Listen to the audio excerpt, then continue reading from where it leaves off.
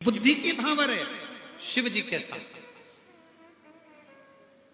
कई लोग कहते हैं गुरु जी हमारा कोई गुरु नहीं है, हमें गुरु मंत्र लेना है, हम किसको गुरु बनाए?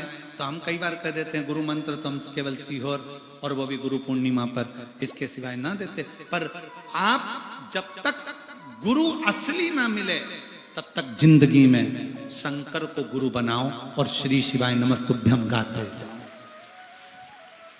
शिव को गुरु बनाओ, शंकर को अपना बना लो, शिव तत्व को अपना बना लो। और जिस दिन शिव तत्व आपका अपना हो गया, तुम जिस दिन शंकर भगवान को पहचान गए, शिव तत्व को पहचान गए, शंकर की भक्ति को पहचान गए, उस दिन तुम्हें किसी से मांगने की जरूरत नहीं पड़ती। मैं मेरी जीजियों से पूछना चाहूंगा एक प्रश्न का उत्तर, मेरी कांकेर और कोकपुर की मेरी जीजियां उत्तर जरूर देना। सास तुम्हें धन दे, पति तुमको धन दे, ससुर तुमको धन दे, जेठ तुमको धन दे, बेटे तुमको धन दे, उसमें सबसे श्रेष्ठ धन कौन सा होता है? सास का धन अच्छा होगा कि ससुर का धन चाहिए, कि बेटों का धन चाहिए, कि तुम्हें जेठ का धन चाहिए, कि पति का धन चाहिए? ईमानदारी से बोलना। तुम्हें धन की अगर जरूरत पड़ेगी तो जो तुम्हारा पति जितनी मेहनत से लाकर तुमको देगा ना, उतने में गुजारा करने में जो सुख है वो सुख किसी के धन में नहीं। पति जो धन कमा कर लेकर आएगा, भले 2 रोटी लाकर देगा ना, उसमें जो सुख है वो सुख कहीं नहीं है। वो सुख के आगे सारा सुख फीका, वो सुख के आगे सब कुछ फीका, सब कुछ। शिव तत्व कह रहा है, भगवान शंकर की कथा कह रही है कि भगवान की कथा कहती है कि मंदिर मूर्ति के बिना बेकार है। अगर मूर्ति नहीं मंदिर में तो मंदिर किसी काम का नहीं। हॉस्पिटल बिना डॉक्टर के बेकार है। अगर हॉस्पिटल में नर्स है, कंपाउंडर है, बॉटल है, इंजेक्शन है, दवाई है, पर डॉक्टर नहीं, तो वो हॉस्पिटल भी बेकार है। भोजन बिना नमक का बेकार है। भोजन में नमक नहीं तो भोजन बेकार। मंदिर में मूर्ति नहीं, मंदिर बेकार। हॉस्पिटल में डॉक्टर नहीं तो वो हॉस्पिटल बेकार। और अपने जीवन में अगर शंकर की भक्ति नहीं तो जीवन बेकार। शिव भक्ति के बिना तुम्हारे जीवन का कोई सार तत्व नहीं है। शंकर भगवान को अगर 1 लोटा जल चढ़ा रहे हो, शिव के मंदिर जा रहे हो, शंकर की आराधना कर रहे हो, शिव तत्व को जप रहे हो, श्री शिवाय नमस्तुभ्यम बोल रहे हो, तो ये मान लेना कि तुम संसार में आकर सर्वश्रेष्ठ हो और तुम्हारा जीवन सार्थक हो गया। शिव ने तुम्हारे को अपनी शरण में लिया। जपते रहो श्री शिवाय नमस्तुभ्यं, श्री शिवाय नमस्तुभ्यं, श्री शिवाय नमस्तुभ्यं, श्री शिवाय नमस्तुभ्यं। सब बोलो साथ में, श्री शिवाय नमस्तुभ्यं, श्री शिवाय नमस्तुभ्यं, श्री शिवाय नमस्तुभ्यं, श्री शिवाय नमस्तुभ्यं। शिव नाम जपते रहो, जीवन की उसमें श्रेष्ठता है। आगे वर्णन किया गया। भगवान श्री तुमरुका जी चंचुला देवी को सुंदर प्रसंगों के साथ में 12 ज्योतिर्लिंग का स्मरण करो। शिव कथा, शिव पुराण, शंकर का, भगवान शंकर की अनुमोदन भक्ति हमें कहीं ना कहीं फल जरूर देती है।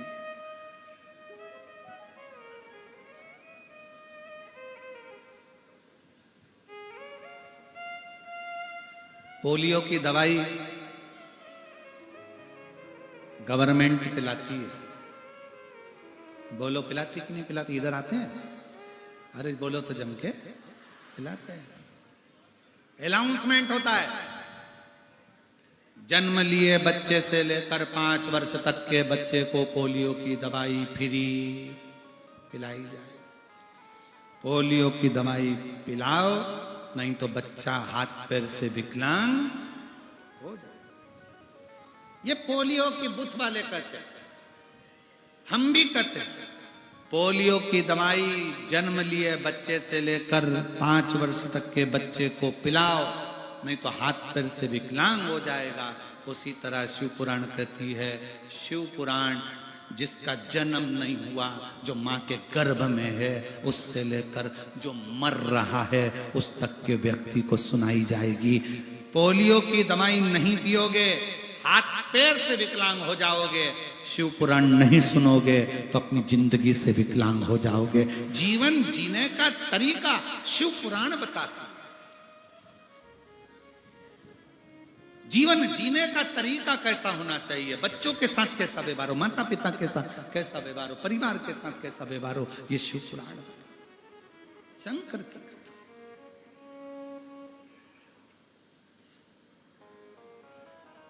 अपने आसपास में कहीं पर भी कथा हो शिव महापुराण की, 200-300 किलोमीटर के एरिया में जाओ, 500 किलोमीटर के एरिया में जाओ, एक दिन तो जाऊंगी ये विश्वास कर जाओ।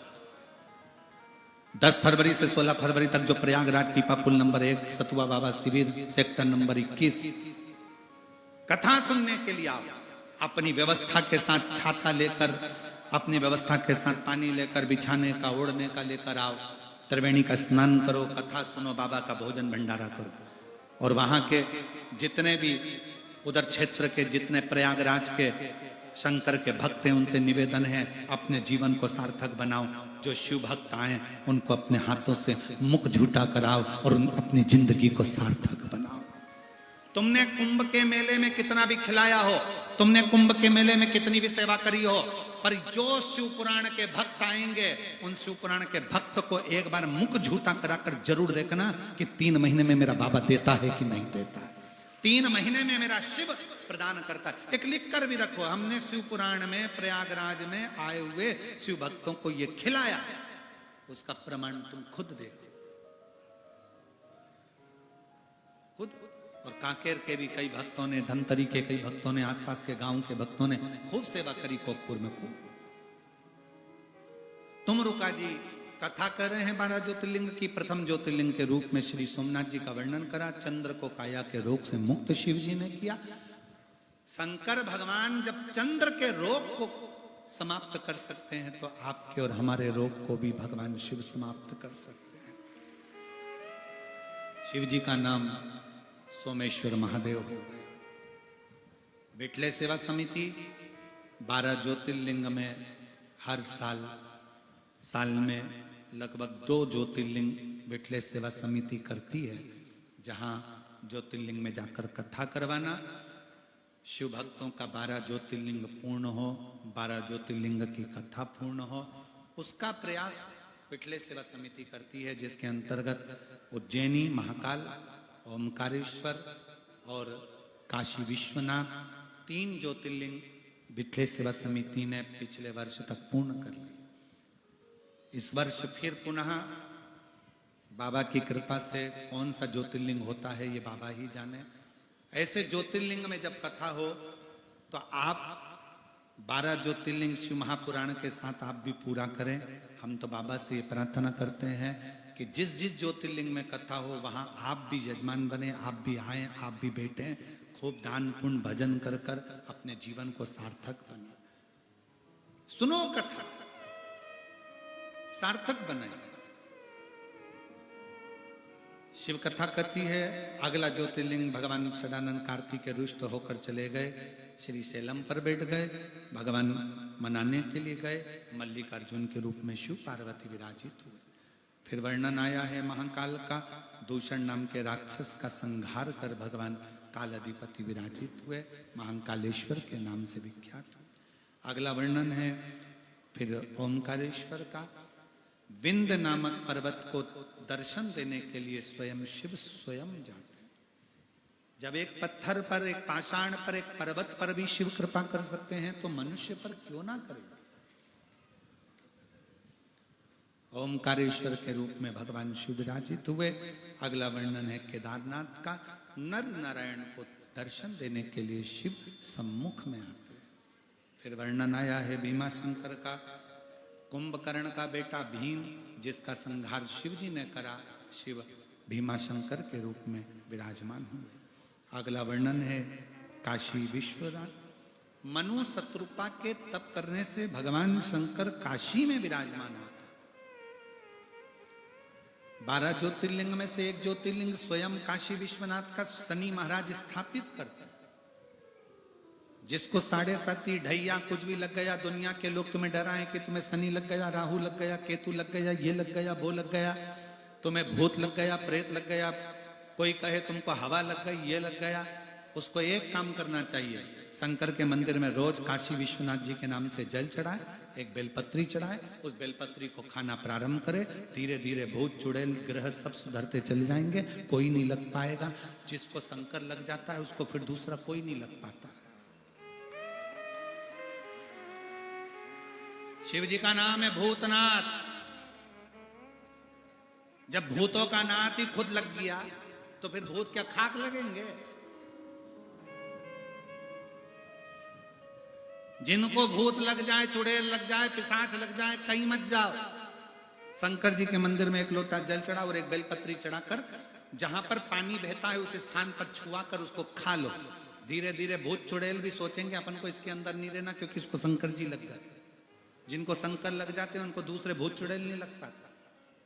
जिनके दरवाजे पर श्री शिवाय नमस्तुभ्यम लिखा रहता है, उसके दरवाजे पर कभी कोई टोना नहीं होता, कभी कोई टोटका नहीं होता, कोई हवा नहीं आती, कोई भूत चुड़ैल नहीं आती। दरवाजे पर श्री शिवाय नमस्तुभ्यम लिखा है, किसी की सामर्थ्यता नहीं होगी कि कोई अंदर प्रवेश कर जाए, कोई टोना कर दे। कई लोग कहते हैं हमारे दरवाजे पर कोई निब्बू पटक गया। आने वाले समय पर तुम दरवाजे पे लिख दोगे कि पटको तो एक साथ 12 पटको अचार बना के खाएंगे। कुछ नहीं होता। अगर शंकर तुम्हारे दरवाजे पर है, श्री शिवाय नमस्तुभ्यम तुम्हारे दरवाजे पर है, शिव तत्व तुम्हारे साथ। विश्वनाथ। अगला वर्णन आया है त्र्यंबकेश्वर।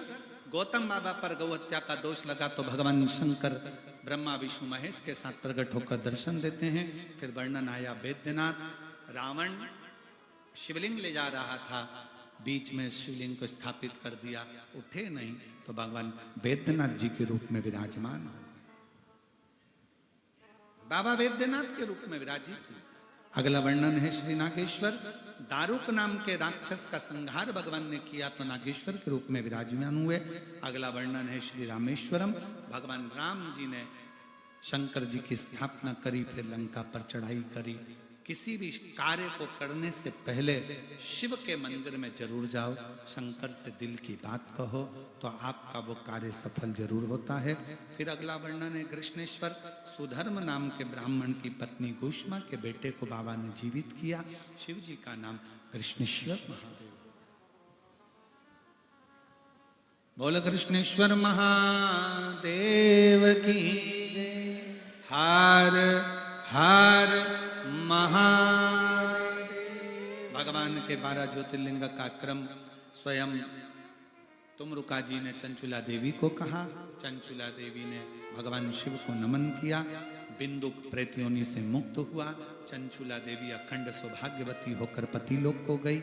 और भगवान शंकर कहते हैं सुनो तुमरुका जी, कलिकाल में, कलयुग में जो इस शिव महापुराण की शरणागति लेगा, शिव महापुराण के कथा के पंडाल में जाकर बैठेगा, शिव तत्व को किसी भी रूप में धारण करेगा, शंकर की कथा को स्वयं शिव समझकर स्वीकार करेगा, शंकर जी कहते हैं उस जीव का कल्याण मैं स्वयं इस कलिकाल में कर दूंगा, स्वयं कर दूंगा। इस कलिकाल में देवाधिदेव महादेव स्वयं पृथ्वी पर भूमंडल पर विराजते हैं। जो दिल से प्रार्थना करता है उसकी झोली खुशियों से भर जाता है।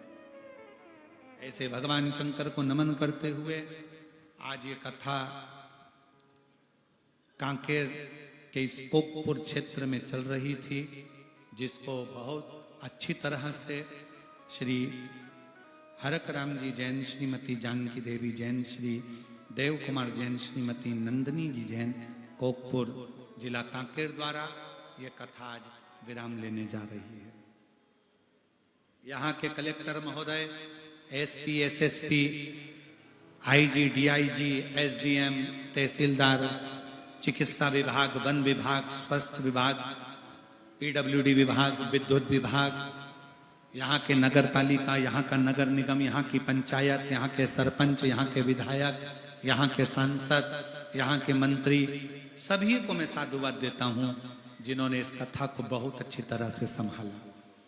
आप सबने विश्वास रखकर इस माघ महीने की कथा को श्रवण किया है। बाबा देवाधिदेव महादेव आप सबकी झोलियां खुशियों से भरे, यही बाबा से प्रार्थना है। 10 फरवरी से 16 फरवरी तक प्रयागराज की भूमि पर कथा का लाभ 1 बजे से 4 बजे तक लेंगे। 16 तारीख को प्रयाग में कथा विराम हो जाएगी। 17 तारीख को सिरसा हरियाणा तारा बाबा की कुटिया में प्रारंभ होगी, उस कथा का विलाप भी अपन लेंगे। फिर कथा 25 फरवरी से सीहोर कुबरेश्वर धाम पर रुद्राक्ष महोत्सव होगा। आप सबको रुद्राक्ष महोत्सव का निमंत्रण है, आप सब पधारें और बाबा की उस अनुपम लीला का दर्शन करें कि रुद्राक्ष महोत्सव होता क्या। शिव तत्व को धारण करें बड़े भाव से। आज ये कथा यहाँ विराम लेने जा रही है। मैं संपूर्ण क्षेत्रवासियों को बहुत बहुत बधाई देता हूँ। आस्था चैनल के सभी श्रोता भाई बहनों को बधाई देता हूँ। मोबाइल पर कथा सुनने वाले सभी युवान बहन बेटियों को, मेरे बेटाओं को बहुत बहुत बधाई देता हूँ जो इस कथा को आपने श्रवण किया। दिल से जिनको भी प्रयागराज में यजमान बनना है, जिसका नंबर आप लोगों को कहा गया 8821073039, इस पर संपर्क कर आप प्रयागराज के कथा के यजमान बन सकते हैं, संपर्क कर सकते हैं। सभी को साधुवाद देते हुए मैं श्री देव कुमार जी जैन जी को आमंत्रित करता हूं, वो आए और आभार व्यक्त करें। श्री देव कुमार जी जैन आए और माइक लेकर आभार व्यक्त करेंगे। सभी को साधुता देते हुए अपनी वाणी को विराम देता हूं और रुद्राक्ष महोत्सव में जरूर पधारें, यही बाबा से विनय करता हूं। हर हर। 9 तारीख को दोपहर में 2 बजे से 4 बजे तक फरीदाबाद में 1 दिवसीय 2 घंटे का शिव चर्चा रहेगा। उसको अपन टीवी पर तो नहीं आएगा, पर वहां फरीदाबाद वासियों के लिए वो कथा रहेगी। बोले हर हर महादेव। श्री शिवाय। परम पूज्य पंडित गुरुदेव प्रदीप मिश्रा जी के चरणों को कोटि से प्रणाम है। प्रणाम करते हुए मैं अपने जीवन में कभी ये सोचा भी नहीं था गुरुदेव कि आप बस्तर जैसे अंचल में आकर के कथा होगा करके, क्योंकि जब कथा को बुक करने के लिए हम लोग गए थे सीहोर, तो नक्सली क्षेत्र है कर करके बोला गया था, लेकिन हमारे द्वारा बहुत निवेदन प्रार्थना करने के बाद ये कथा मिला था। और आने के बाद गुरु जी बहुत सारे दुख झेले, उसके बाद ये कथा हुआ है। और इस बस्तर क्षेत्र के लिए मैं क्या कहूँ गुरु जी, मेरे पास शब्द नहीं है आपको बोलने के लिए। हम पूरे शिव भक्त, राम भक्त, कृष्ण भक्त को आप आनंदमय कर दिए, उसके लिए मैं कोटि सा धन्यवाद गुरु जी। क्योंकि मैं एक छोटा सा गरीब घर का बेटा हूँ और मैं अपने धर्म पत्नी को भी कहूँगा कि उनका प्रेरणा जो है आज एक सार्थक रूप ले लिया है, क्योंकि उन्होंने बहुत जोर दिया कि जो भी हो जाए इस कार्यक्रम को करवाना ही है करके। शिव महापुराण की कथा आज 7वां दिवस जो है हो गया। ऐसा लगता है गुरुजी कि 7 घंटा ही हम लोग कथा सुने हैं। और आपको और कथा करना है प्रयागराज, नहीं तो मैं तो आपसे निवेदन करता कि 7 दिन और सुना दीजिए करके, क्योंकि मन भरा नहीं गुरुजी। और क्या कहूँ, आप सब सेवक, आप सबके सहयोग रहा, प्रशासनिक अधिकारी, कलेक्टर महोदय, कार्यपालन अधिकारी, एसडीएम महोदय, यातायात प्रभारी, विद्युत विभाग, वन विभाग, समस्त प्रशासन के अधिकारीगण, सोशल मीडिया, प्रिंट मीडिया, आस्था चैनल को मैं धन्यवाद ज्ञापित करना चाहता हूं कि आपके द्वारा जो है पूरा विश्व में इस बस्तर अंचल की कथा को आपके द्वारा सहयोग प्रदान किया, उसके लिए हृदय से धन्यवाद कहना चाहूँगा।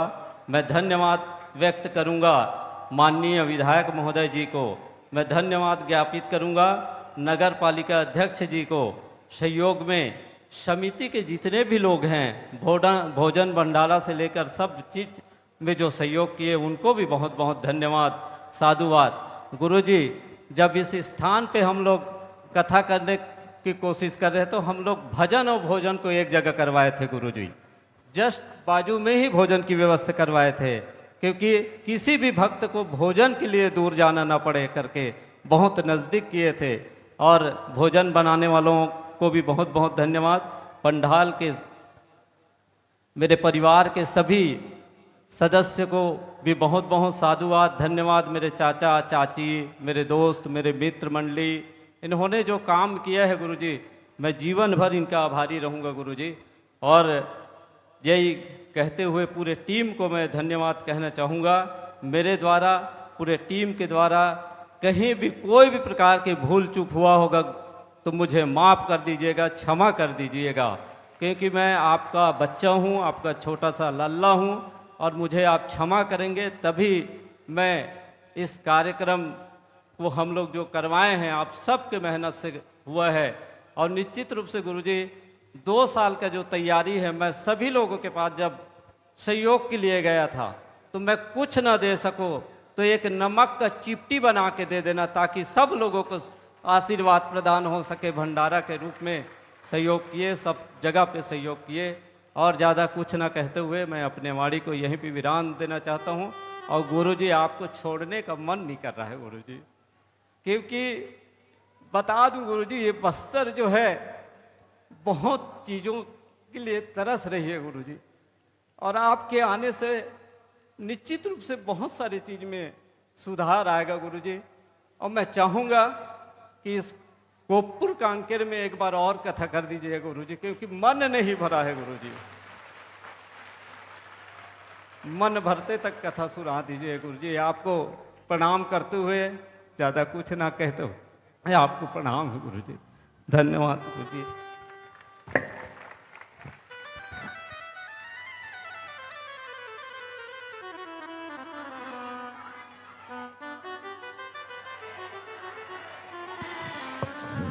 श्री देव कुमार जी जैन जी ने अपने भाव को यहाँ कहा।